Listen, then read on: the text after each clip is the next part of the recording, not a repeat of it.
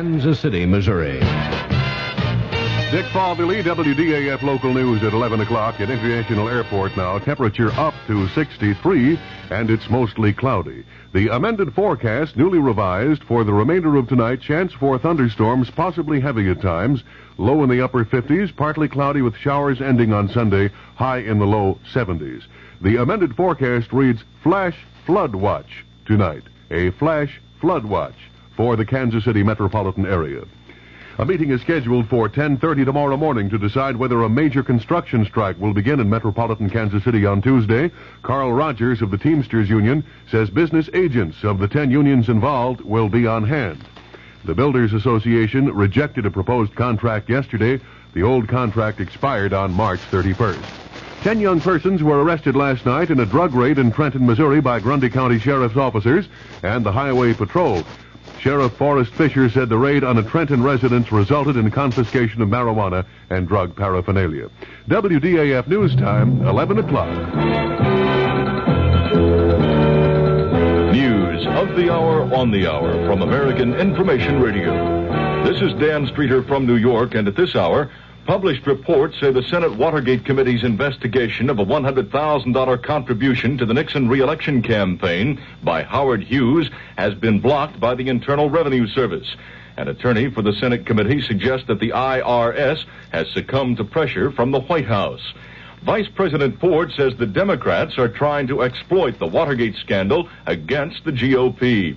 Speaking to California Republican officials in San Jose this afternoon, Ford said, "Let me point out what would happen if we don't stand together, if we don't bring people together. You could have a legislative dictatorship in the Congress, which would obviate the influence of the White House, would obviate to some extent the influence and the impact of the judicial system." Ford does admit that election defeats already suffered by the GOP this year are discouraging. Shut down at Silver Bay. That story coming up. We live in an age in which most handicaps can be dramatically reduced. The almost blind can be helped to see, and the almost deaf can be helped to hear. Retarded children can be taught to work and play with other children, and in many cases to read and learn an occupation that will give them independence and a better life. Nearly 7 million American children have learning handicaps of one kind or another, and many parents don't know where or even how to look for schools with special education programs. Special education can help a child overcome his particular learning problems, whether physical, mental, or emotional. If you have a child with a learning problem, or know of such a child, you can find out, free, the location of special education programs or facilities in your state. Just write "Closer Look," Box 1492, Washington, D.C., 20013. That's "Closer Look," Box 1492, Washington, D.C. The Reserve Mining Company is shutting down its processing plant at Silver Bay, Minnesota, throwing 3,200 employees out of work. But the shutdown is a victory for environmentalists. Correspondent Ron Miller has been covering the story and has a report from Chicago. The Reserve mining trial in Minneapolis has been called the most important environmental case of the century. The trial has dragged on for almost 9 months, with testimony focusing on the health hazards created by Reserve's methods of waste disposal. The company has dumped 67,000 tons of waste into Lake Superior every day. Government experts testified that waste contained amosite asbestos fibers, which could later be found in the drinking water of Duluth and several adjoining communities. To the very end of the trial, the mining firm, which is owned by Armco and Republic Steel Companies, denied its waste disposal methods created any threat to public health. But federal Judge Miles Lord called the company's position preposterous and ordered the plant closed. Ron Miller, ABC News, Chicago. The Reserve Mining Company said tonight it would appeal the shutdown order. A federal energy official in Spokane, Washington, says much of the oil that will initially flow through the Trans-Alaska Pipeline will be exported. Jack Robertson says that in the early years of the Alaska Pipeline's operation, West Coast oil refineries won't have the capacity to process all of the oil that they'll be receiving. Louisiana voters apparently have approved a new state constitution. This would be Louisiana's 11th constitution, more than any other state.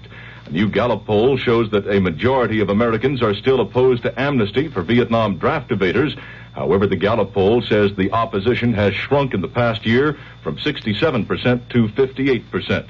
The Saigon Military Command says communist forces have cut off 1,000 South Vietnamese reinforcements trying to reach a besieged ranger base 35 miles northwest of Saigon. The South Vietnamese force has suffered many casualties. Secretary of State Kissinger addressed the Organization of American States in Atlanta at noon Saturday and said the U.S. was launching a good partner policy. This is Information Radio News. From the Kurt Mears Sports Desk, in NBA playoff activity, Milwaukee over Chicago 113-90, leading the best-of-7 series 3-0. In the National Hockey League playoffs, Philadelphia 3, New York 0. In the American Baseball League, Kansas City defeated Chicago 7-3. In the National Baseball League, it was St. Louis over Montreal 10-4. The Kansas City forecast for the rest of tonight, a chance of thunderstorms with a flash flood watch included. Possible heavy thunder shower activity at times, a low in the upper 50s. Partly cloudy with showers ending on Sunday, a high in the low 70s. Partly cloudy and cool Sunday night, low in the 40s. Partly sunny on Monday, a high around 70. Now at International Airport, it's up to 63 degrees and mostly cloudy. Dick Fatherly, WDAF News. Join the fun tomorrow, 1 to 6 at North Hills Bank, grand opening of the Parvin Park facility at 4300 Northeast Parvin Road. Free frisbees, balloons, and more. Don't miss it. Member FDIC. The CBS Radio Mystery Theater presents...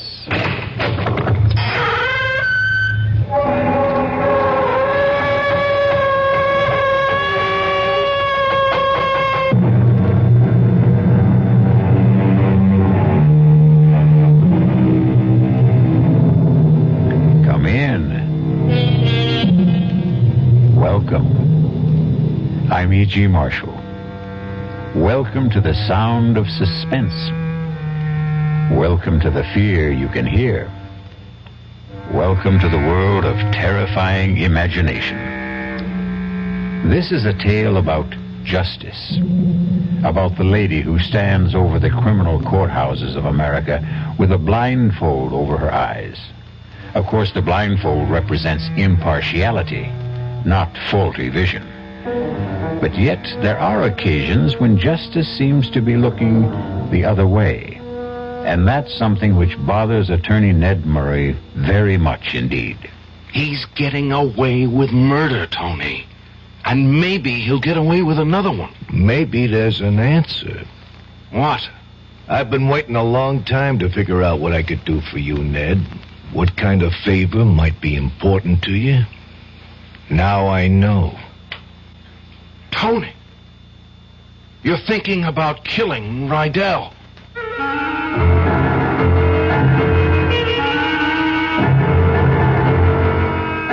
Our mystery drama, After the Verdict, was written especially for the Mystery Theater by Henry Slessor and stars Tony Roberts. It is sponsored in part by new sugar-free Diet 7-Up and by the Kellogg Company, makers of Kellogg's Special K cereal. I'll be back shortly with Act One. And now, another story of the ball and chain, as Kellogg's Special K presents The Library. Welcome to the public library. May I help you, sir? Yes, I'd like to check out... I'd like to check out Famous Laundromats of the World by Audrey Schnorbart. Sir, excuse me, but isn't that ball and chain you're wearing just like the ones they use in the Kellogg's Special K commercials? This ball and chain? Yes, that one. How are you going to get rid of it? Well, you know, lots of good exercises, and by eating smart at every meal, starting with the Special K breakfast. Don't you have to watch your calories? Yes, and the Special K breakfast is less than 240 calories. Less than 240 calories? Right. A 1-ounce bowl of high-protein Special K, 4 ounces of skim milk, tomato juice, and coffee. It's really tasty, and it's going to help me get rid of this ball and chain. I'd say it's long overdue, get it? Your happy ending could begin with the Special K breakfast from Kellogg's. Who knows how to help you solve your shopping problems? The Better Business Bureau knows. Wednesday, 10 o'clock. I'm back at the office working on the case when my secretary brings me the mail. Thanks, kid. The usual stuff. Then I see it. It's addressed to me, resident. Inside, a fake rabbit's foot. The pitch, a $2 donation, or send back the rabbit's foot. My problem, what to do about it. I'll help you with good advice from the Better Business Bureau. Oh, yeah? Spill it. If you receive unordered merchandise in the mail, you are under no obligation to return it or pay for it. Thanks, pal. You're okay. Just another consumer tip from your Better Business Bureau.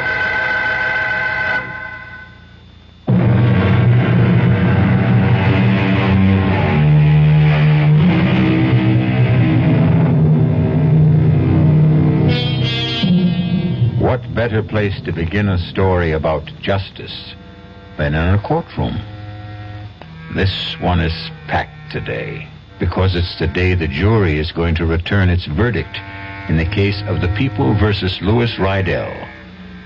That's Rydell over there, the thin man with the burning eyes. See the way he searches the face of every juror who takes his or her place in the jury box? It's only natural, of course, because Louis Rydell had been charged with murder. Shh, quiet now. Presiding Judge Lincoln Arthur is about to speak. The foreman of the jury will please rise. Has the jury reached a verdict in this case? We have, Your Honor. Please read your verdict to the court. We find the defendant, Louis Rydell, not guilty. You did it, Mr. Murray. Congratulations, Lou. I'm very happy. You're happy. How do you think I feel? Hey, come on, let's get out of this place. Let's celebrate, huh? Let's pick up my wife and have a ball. Well, I don't think I can. I promised my boss that I'd go down You don't care about your boss. You want to see that daughter of his. Okay, we'll make it a foursome. I can't, Lou. I'm sorry. Oh, come on, Counselor. Melanie's got a cab waiting outside.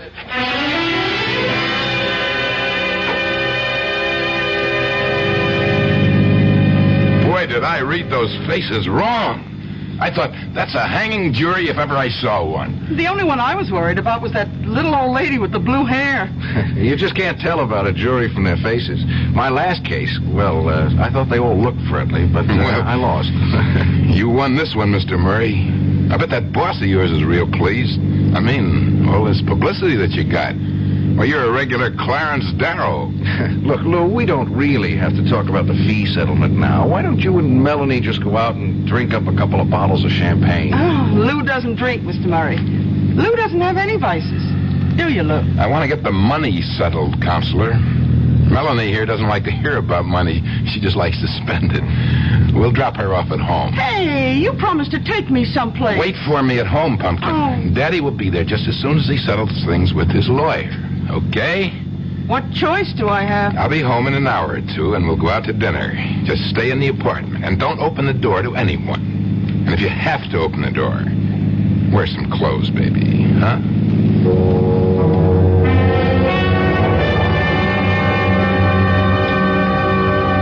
Yeah, this is a nice little office you got here, Mr. Murray. Only, strikes me as kind of small, isn't it? It's big enough, Lou. I mean, compared to that big office down the hall, Mr. Ostraw's. Mr. Ostrow is the senior partner of this firm, Lou.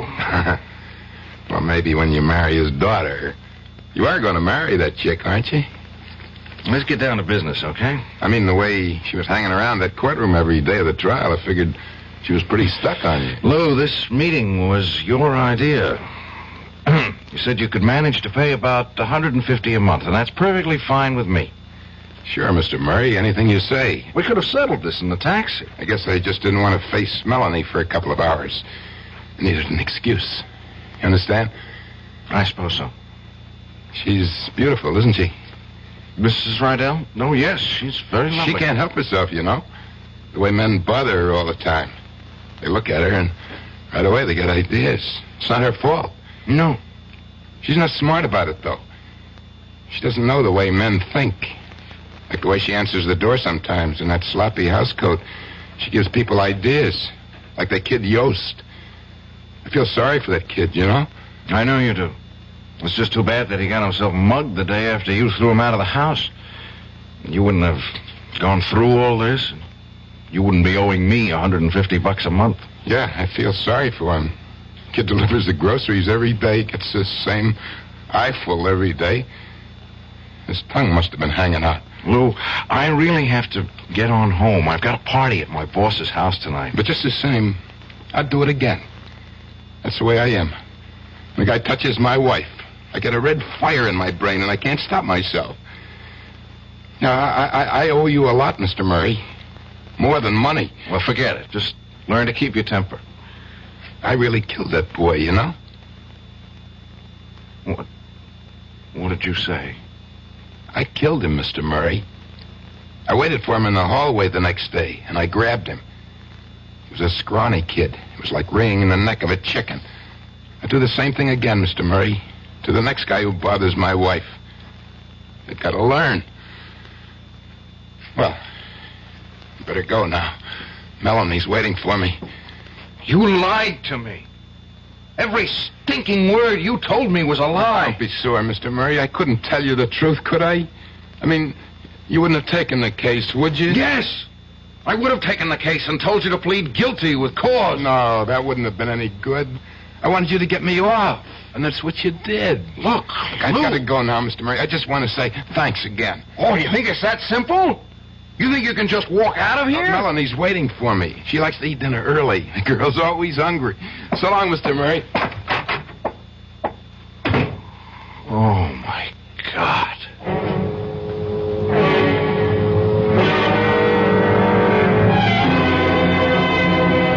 Light on the line, more on the... Ned, for the love of Mike, where you been? Sorry I'm so late, Mr. Ostrom. Who do you think this party's for, anyway? Well, come in. Karen's going out of her brain waiting for you to get here. This one looks like quite a crowd. Well, they're all in your pocket tonight now, Ned. All right, everybody, hold it. Here's the man we've all been waiting for. Ned Murray, folks. Greatest trial lawyer since Clarence... since Harry Ostrom. All right, come on, Ned. Karen's over here. Ned! Hi, darling. Where in the world have you been? The party started 2 hours ago. I just lost track of the time, that's all. Must be love, if you ask me. All right, I'll see you kids later. Ned, come into the kitchen for a minute.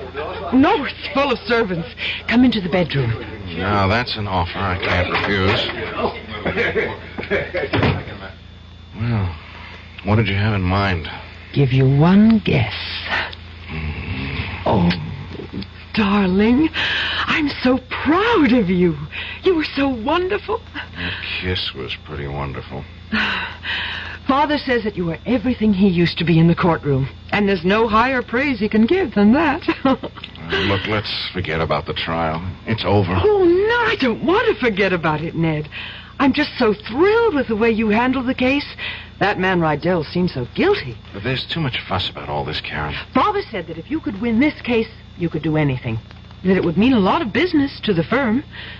Do you know what I think? He's not going to wait on that promise about the junior partnership. I think he's going to do something about it right now. Are you serious? Don't tell him what I said, but I'm sure of it. Ned, you'll have to stop making excuses pretty soon, lover. You'll have to name the day. Oh, for heaven's sake. It's probably your father wanting me to join the party.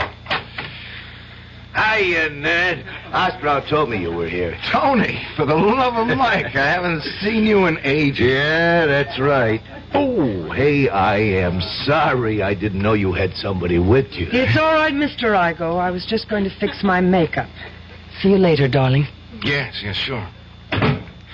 Tony, I don't think I ever saw you at Ostrow's before. Yeah, you know me, Ned. I don't like to mix with all these big shots.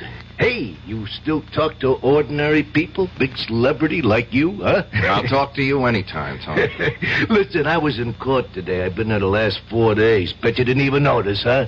Well, that was nice of you. Busy man like you. Well, I got a personal interest. You know that. Sure. Tony... I was real glad you won, kid. Reminded me all over again what you did for me 2 years ago. Getting me off that murder rap. It was like seeing the whole thing again. It wasn't the same, Tony. For one thing, you didn't kill it. I mean, come Come on, let's go out and get a drink. Not for me. Since I seen you last, I got me an ulcer. That's the price of success, you know, in my business, just like yours. That's too bad. You know something, Ned? You don't look so healthy yourself. I'm okay.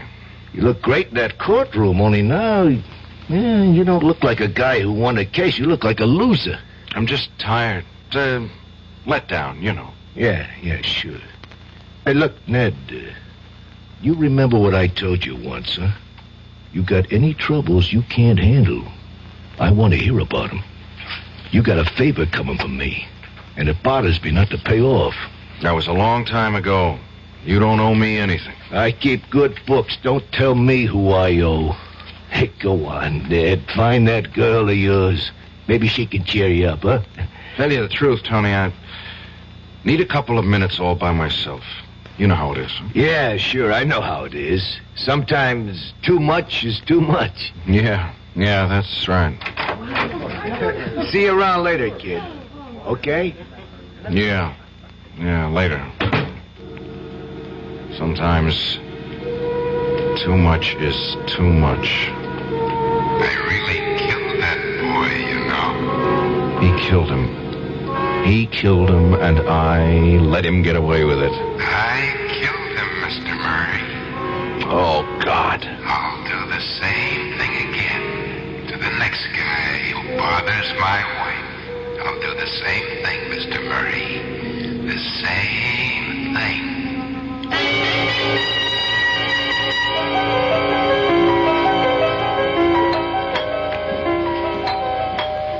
I'm coming.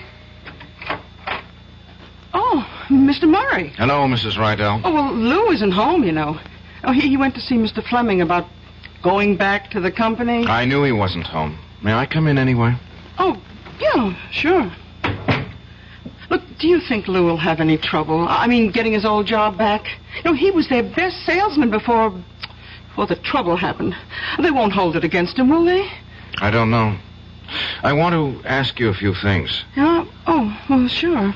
Mrs. Rydell, before the trial, you told me your husband was the jealous type.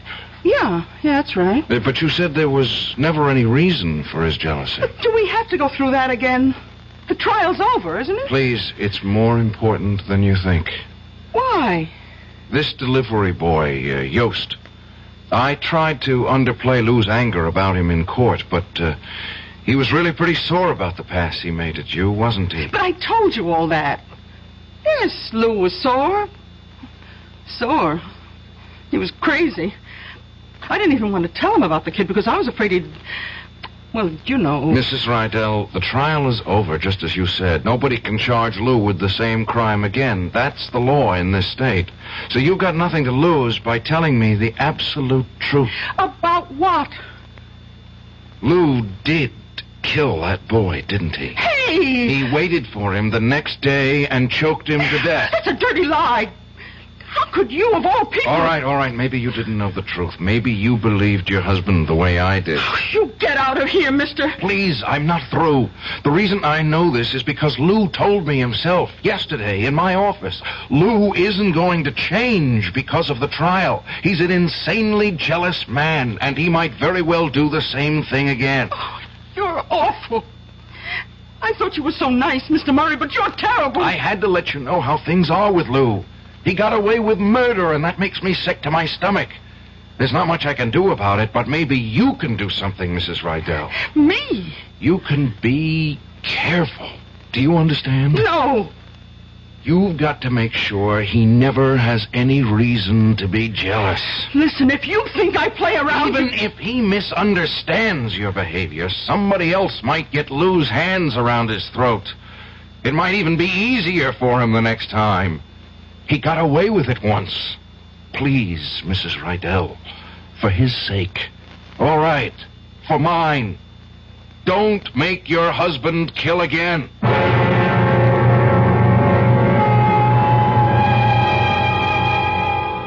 I don't know about you, but I think Mr. Murray's request is very reasonable. The only problem, of course, is exactly how reasonable Lou Rydell is. There's something about the man's eyes, The way his hands twitch, personally, I don't think it would be a very good idea to wink at Mrs. Rydell. I'll return shortly with Act 2. Oh, somebody's been drinking my sugar-free diet 7-Up, and it's all gone. Oh, actually, I saved a little. Oh, a bear! Hiya, Goldie. What's brewing? That's Miss Goldilocks to you. Oh, come on, kid. You mean you don't remember me? The cottage, the 3 chairs, the porridge? Baby bear! In the fur. Been a long time, Goldie. But Baby Bear... Just call me BB. You drank all the sugar-free diet 7-Up, and I have to conduct another diet drink taste test today. Well, yeah, I saw the sign on the door, a professional taste tester, huh? But how can I conduct my taste test now? Why bother? I tried those other diet drinks, too. You'll notice there's still plenty of them around. Why not ask me? Well, okay, BB. Tell me, why did you drink all the sugar-free diet 7-Up? I like the taste. Light, fresh, natural. Sugar-free diet 7-Up is definitely unbearably delicious. Mm-hmm. People can reach, people can touch, people can help, people so much. If you can remember World War II, you can remember when people spoke about cancer in a whisper. Once it was known someone had cancer. Nobody talked about it. I'm Paul Newman. Today we talk about cancer quite openly, except for one form of it. The one nobody likes to talk about still. Cancer of the colon and rectum. It's the most common form of internal cancer. Yet doctors estimate 3 out of 4 patients could be saved by early detection and treatment. That means when you have your regular health checkup, especially if you're over 40, talk to your doctor about a Procto. Fight cancer with a checkup and a generous check when your American Cancer Society volunteer calls. Cancer Crusaders. People who care about people.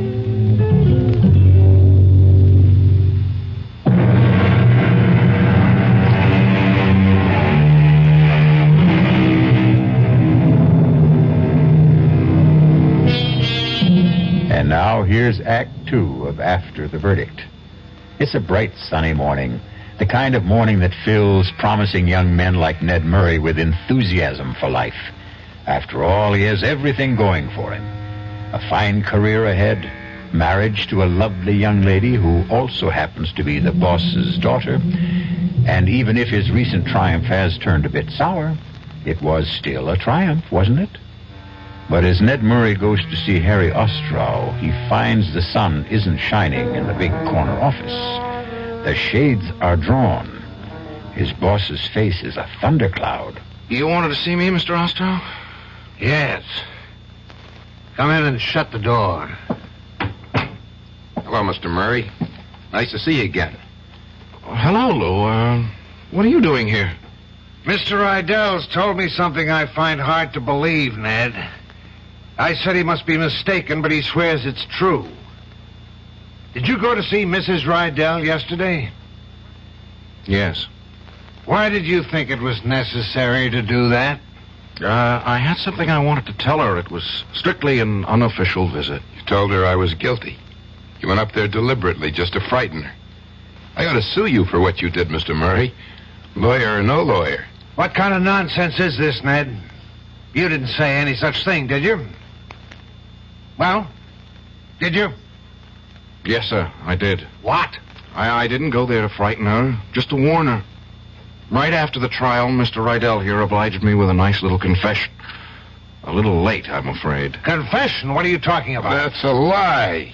I don't know what you've got against me, Mr. Murray, but I never heard of a lawyer behaving like this. I didn't kill that boy.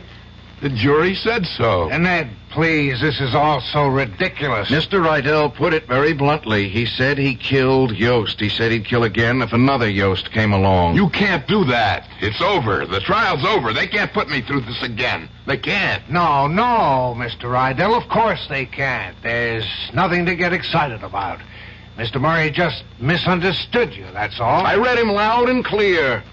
I knew I couldn't get him back in a courtroom because of double jeopardy, but I thought if I went to the DA, he'd be a lot more careful with his hands the next time. I'll sue you.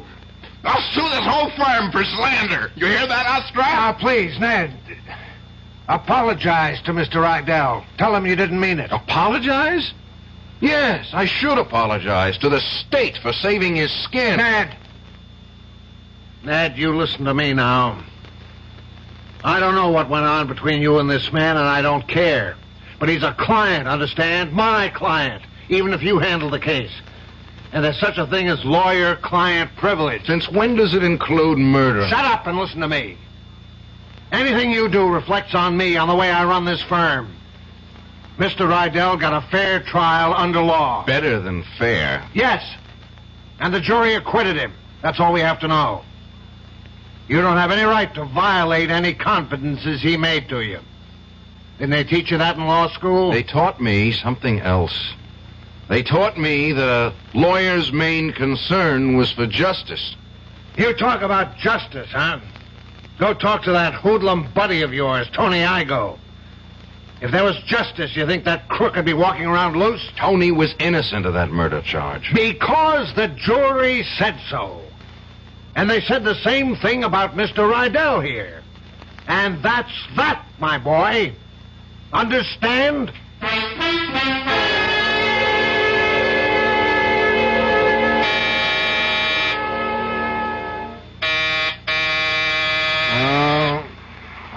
Who is it?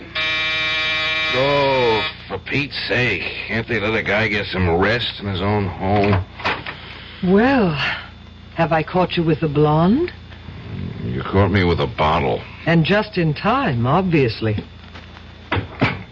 Well, the least I can do is make sure you don't drink alone. Not enough for the two of us. Even if I give you this? What is it? A present. Open it. It's that pipe you were so crazy about. The one with the ivory carving. I was saving it for some special occasion, but your birthday isn't for 6 months. It's a beauty. If you're going to bribe me, I prefer cash. Really?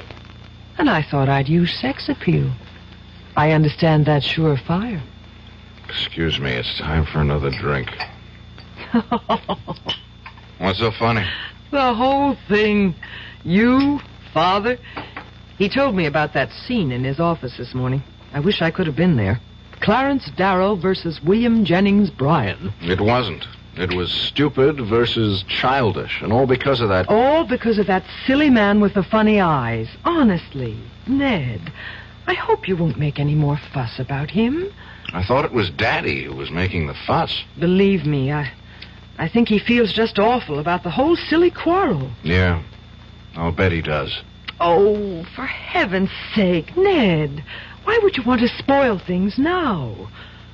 All right, maybe that idiotic man did kill that grocery boy, but I'm not saying he didn't, but, well, wouldn't be the first time that a guilty man is... Ned! It's the first time for me. Don't you understand that? The first time I ever got a guilty man off? Was it really, darling? Well, that man Igo... Tony was innocent. Well, innocent of that crime, maybe, but what about all the others? He might have killed a dozen men before, or had them killed. He wasn't being tried for killing a dozen men, only one.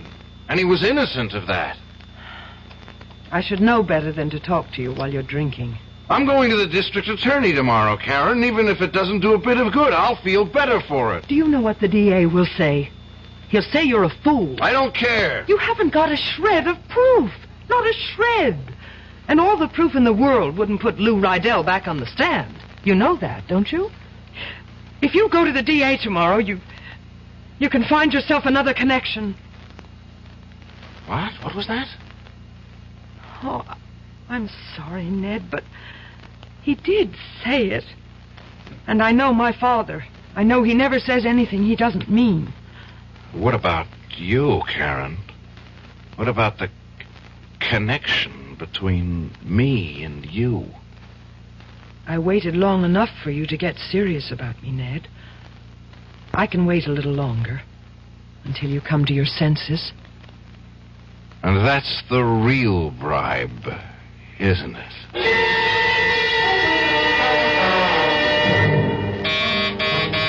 Hey, Ned!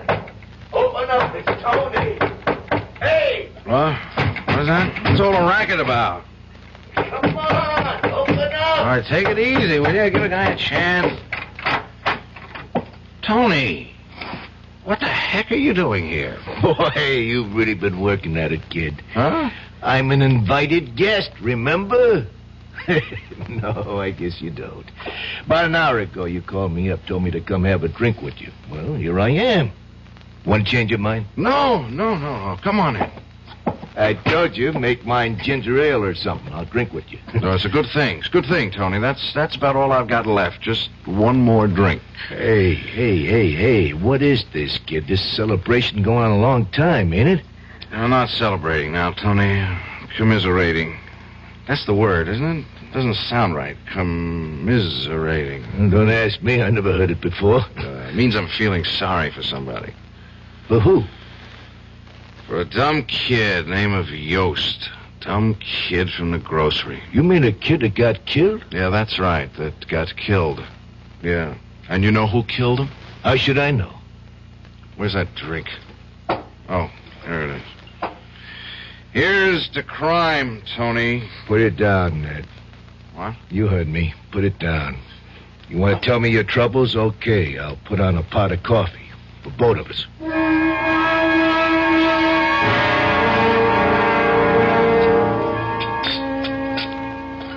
That make you feel any better? No. Well, give it time. Tony, were you listening to me? Did you hear what I told you? Yeah, I heard you. This guy Rydell is a kookaboo. He's getting away with murder, Tony. And maybe he'll get away with another one. Nah, next time will be different. You'll know different from one thing. Meantime, somebody gets killed. Well, what's that to you? I'm sorry. Sir, I forgot the kind of guy I'm talking to. What am I going to feel like when it happens, Tony? Well, there must be some way to nail this crumb. No, there isn't. The law protects him. Double jeopardy. A man can't be tried twice for the same crime. That's how it goes, Tony. One trial to a customer. Yeah, it's a shame, all right. They hung better guys than that, and he's walking around free as air. That's the law, Tony. Yeah, the law. Okay, if it bothers you so much, stop him. Yeah. Tell me how. Everybody else has to pay the penalty, right? Why not him? It's too late. It's too late, Tony. For the law, maybe. Huh? Want some more coffee? No. I think I'll get myself a cup. Yeah, maybe there's an answer. What? I've been waiting a long time to figure out what I could do for you, Ned. What kind of favor might be important to you. Now I know. How do you mean, favor? Well, it won't be just for you. I'd be doing everybody a favor, the whole state, right? Only when it happens, I mean it for you, Ned. Remember that. Hey, it's good coffee. Well, see you around. Tony, wait a minute. Oh, it's getting late, kid. I have to go. What was that you just said? What's in your mind? Nothing. Come on, I did my good deed for day. Let me out of here now, huh? I want to know what you meant by a favor. You know what the word means. You're thinking of killing Rydell. Oh, you see too many movies. Tony, don't be crazy. I don't want that kind of favor, understand? Yeah, sure. Just let him loose, huh? So what if he gets away with murder, huh? Killing him is no answer. Sure, so let some other slobs get knocked off, huh? That's better. I didn't mean all those things I said, Tony. You got the wrong idea. This guy didn't kill a grocery boy. He's killing you too, buddy, and that's what I care about. But you got nothing to be afraid of. Nothing's gonna rub off on you. I know my business, just like you know yours. So long, kid. Tony! Usually it's a very good thing to have friends. Loyal friends who are always willing to do you a favor. But it looks as if Tony Igo is going to do a good deed by committing a very bad deed. The question is, can one murder avenge another? We'll find out shortly when we return with Act 3. You've seen the Budweiser commercials on television, and maybe you've wondered, how long people have been putting that famous Bud label on things. Well, not as long as the brewers of Bud have been putting things on the label. Things like a list of Bud's most important ingredients. Quote, brewed by our original process from the choicest hops, rice, and best barley malt. And things like the following statement. This is the famous Budweiser beer. We know of no brand produced by any other brewer which costs so much to brew and age. Our exclusive Beechwood aging produces a taste, a smoothness, and a drinkability you'll find in no other beer at any price. Unquote. Yes, brewing beer right does make a difference. Read the Bud label. Taste the king of beers, and you'll agree, when you say Budweiser, you've said it all. Anheuser-Busch, St. Louis. You're 17. Well, that's plenty old. Old enough to know about things like grass and speed and acid and smack. We probably can't tell you anything about the stuff you haven't already heard, or maybe even found out for yourself. So, we don't intend to give you any advice. You wouldn't listen. But the trouble is, neither will your kid brother. He doesn't know half of what you know. He doesn't know how dope can affect your body. He's never spent a violent night hugging a friend who was on a bad trip, or watch a guy nod off in class and fall to the floor. He's just a kid, and a real setup for anybody out there selling the stuff. We'd like to warn your little brother. Too bad he doesn't trust us. We can't get to him. But maybe you can. An Advertising Council campaign.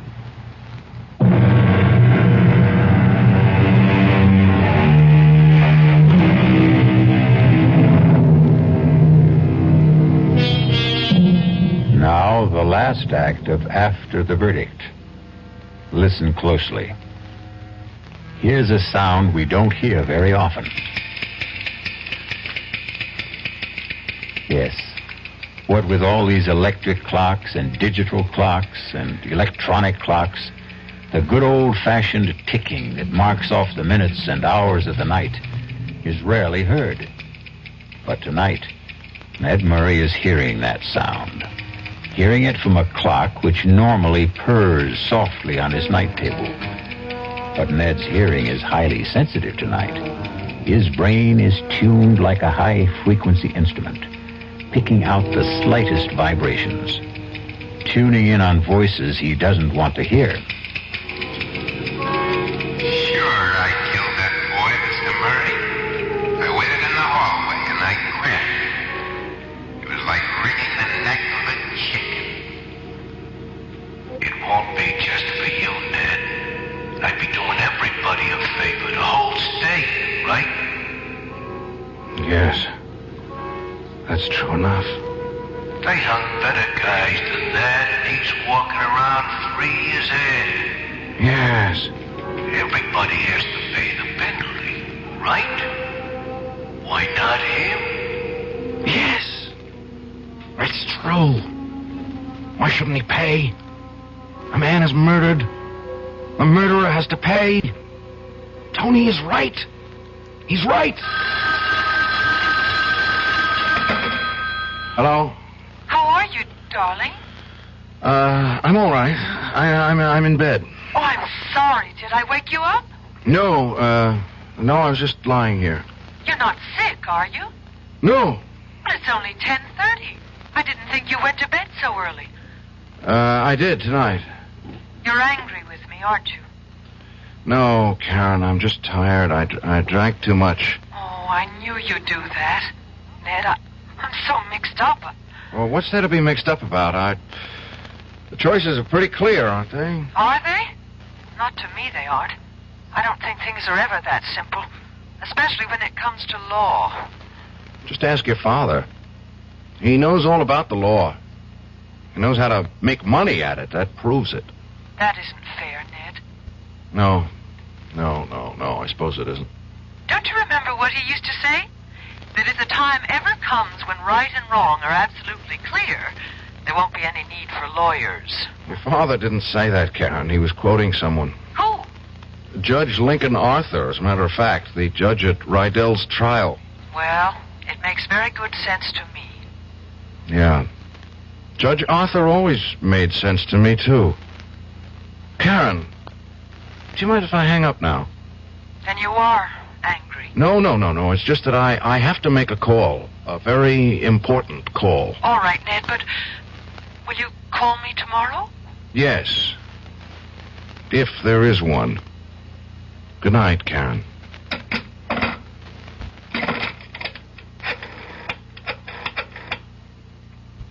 Information? Can you give me the number of Judge Lincoln Arthur?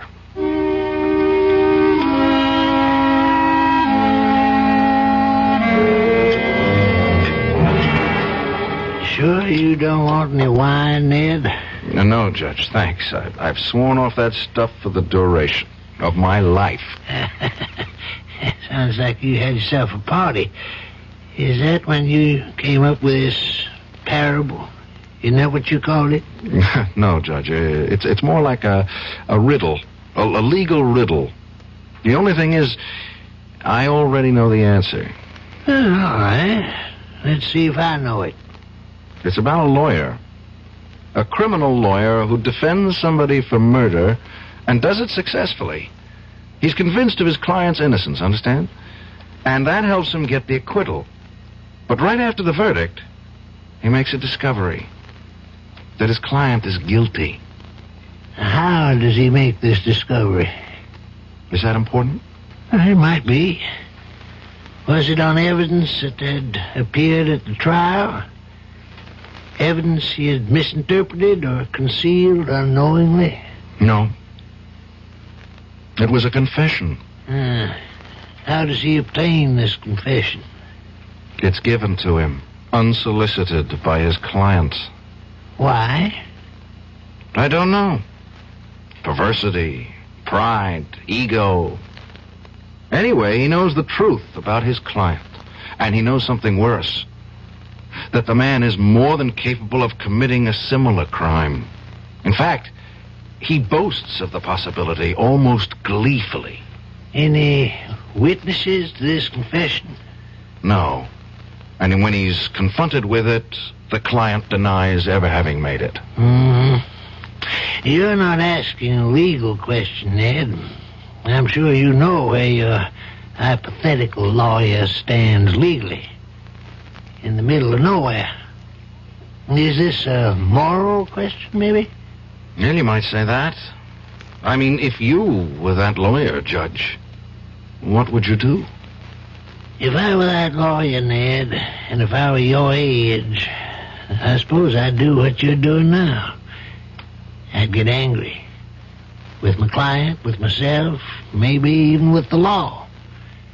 But if I were practicing now, I think I'd feel different. How different? I wouldn't feel anger. Only pity. Pity? For a man like that? Yes. Exactly for that kind of man.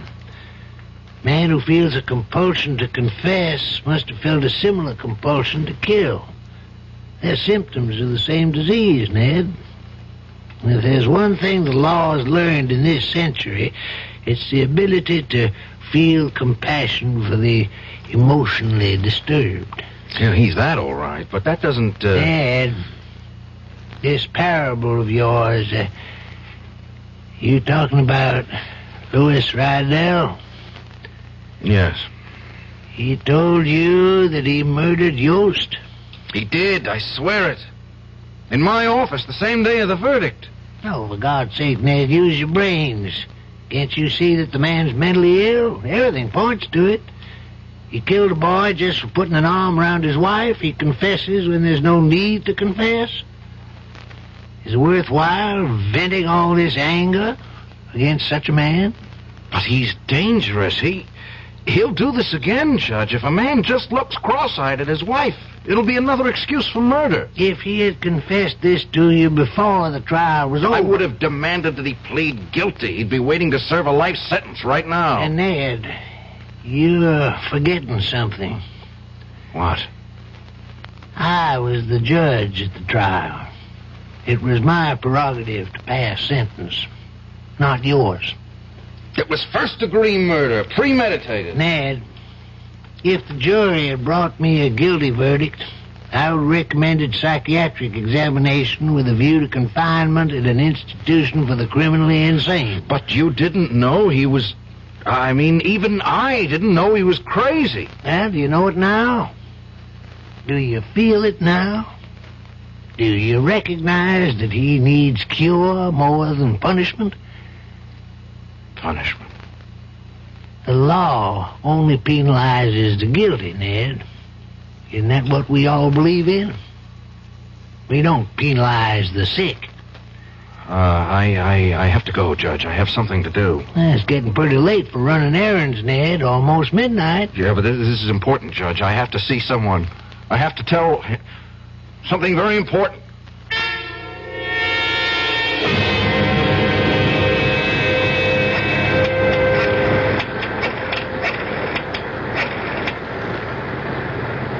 Hello? Is this Lucerne Dispatching? My name's Ned Murray. I'm a friend of Tony Igo. No, Murray. That's the last name, not the first. Look, it's very important that I reach Tony as soon as possible, only this is the only number he ever gave me to reach him. But he's got to have a home phone, right? So help me, it's important. It's a matter of...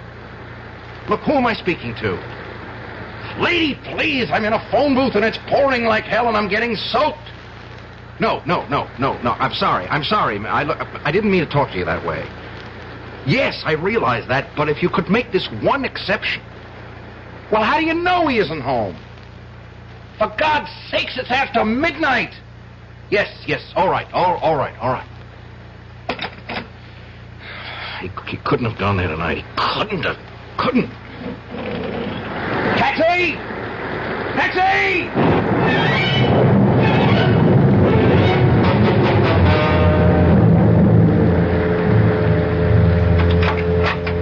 Lou, is that you? Yeah, it's me. Disappointed? Where the heck have you been? I've been taking care of business. What business? Since when do you sell shoes in the middle of the night? I was taking care of some competition. That's what I was doing. What are you talking about? Go on, pretend you don't know. But I don't know. I don't know what you're talking about. You know something, Melanie? You make a rotten liar. I'm not lying. For God's sake, Lou, will you stop staring at me like that? I'm looking at you the way other men look at you. What other men? The one who comes around here every day when I'm out pounding the pavements, peddling those lousy shoes to those stores. Oh, Lou, nobody comes around. You're just in one of those crazy, jealous moods again. Well, I got news for you, Pumpkin. There's one boyfriend who's not coming around anymore. Are you still talking about that poor, dumb grocery boy? Lou, I told you there was... No, I'm talking about the old guy. One with the white hair. One who's been hanging around here all night, looking up at our window, waiting to make sure that the coast is clear. You're crazy. Crazy. I don't know any white-haired guys. Well, you'll never get to know this one, because he's got something wrong with him, baby. He's got a carving knife in his stomach. Lou. Oh, my God, no. Lou, you didn't. Yes, I did. So you can forget about seeing your lover boy tonight, baby. You can just forget it. You'll have to be satisfied with just me. Lou, just tell me it isn't true. Tell me you didn't kill anyone. It wasn't the first time, Pumpkin. If you keep up the way you're going, it won't be the last. In fact, the next one might be you. Oh, my God. Those police cars. They're coming here.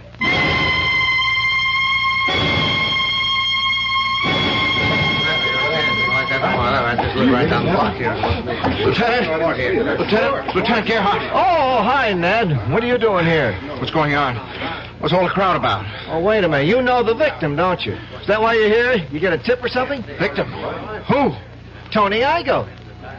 Tony? Somebody used a knife on him. Oh, God. Ironic, isn't it? Probably a dozen guys wanted Tony Igo knocked off, and how does he get it? From a jealous husband. Is he dead? Yeah, he's dead. And it was your ex-client who did it, that guy Rydell. He caught Tony hanging around the building watching the place. Rydell claims he was after his wife. You know about this, Ned? It's not true. It's not true, Lieutenant. He didn't even know the woman. Then what was he doing here? A favor. He was doing somebody a favor. What are you talking about? Look, where is Rydell now? Upstairs, answering questions. He won't get away. Not like the last time, Counselor. Yes, it won't be like the last time. Excuse me. Hey, where do you think you're going? I want to see him. He's entitled to talk to a lawyer, isn't he? You must be nuts yourself. Half a dozen witnesses saw him do it. Can I go up, Lieutenant? You mean you'll defend that screwball again? He's out of his mind. Don't you know that? Yes, I know. And that's what I'll try to prove. Now, will you please let me see my client?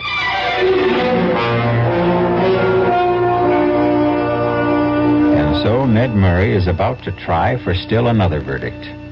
This time a verdict which will carry a punishment more befitting to the crime.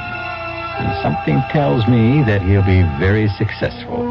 Not just as an attorney, but as a human being. I'll be back shortly.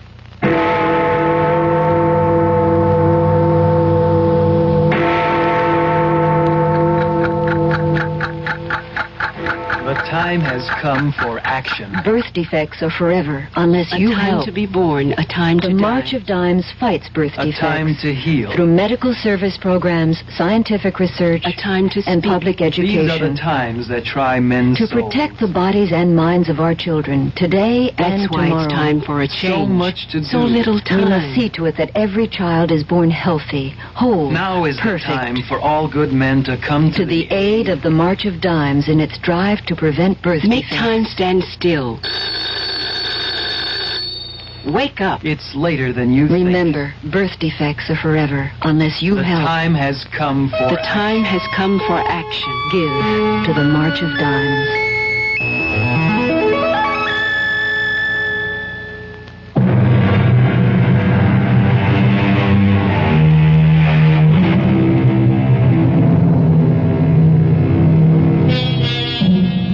Some time ago, a man named Thomas de Quincey said, "If once a man indulges himself in murder, very soon he comes to think very little of robbing. And from robbing, he comes next to drinking and Sabbath breaking, and from that to incivility and procrastination." Let that be a lesson to all of you. This quotation and this story have come to you through the courtesy of our Radio Mystery Theater. Our cast included Tony Roberts, Joseph Julian, Bryna Rayburn, Barbara Caruso, Robert Dryden, and Sam Gray. The entire production was under the direction of Hyman Brown. And now, a preview of our next tale. I take it you are referring to Miss Helene Friend? Where is she? Back at her hotel. I had her sent back immediately. We did not want to speak to her, just you. Okay. You have the floor, Mr. Coladanos. Colladinus, Monsieur Nash. It is an old name. In my country, a revered name. I'll do my best to remember. Well, continue. A question, monsieur. Why are you in France? As we say at home, none of your business. I like you, Monsieur Nash. You are refreshingly candid. You are working for FNB. You are a trusted, intelligent worker, well thought of. Thanks for the information. When I get back, I'll put in for a raise. If you get back, monsieur. If you get back. Radio Mystery Theater was sponsored in part by Anheuser-Busch Incorporated, brewers of Budweiser. This is E.G. Marshall inviting you to return to our Mystery Theater for another adventure in the macabre. Until next time, pleasant dreams.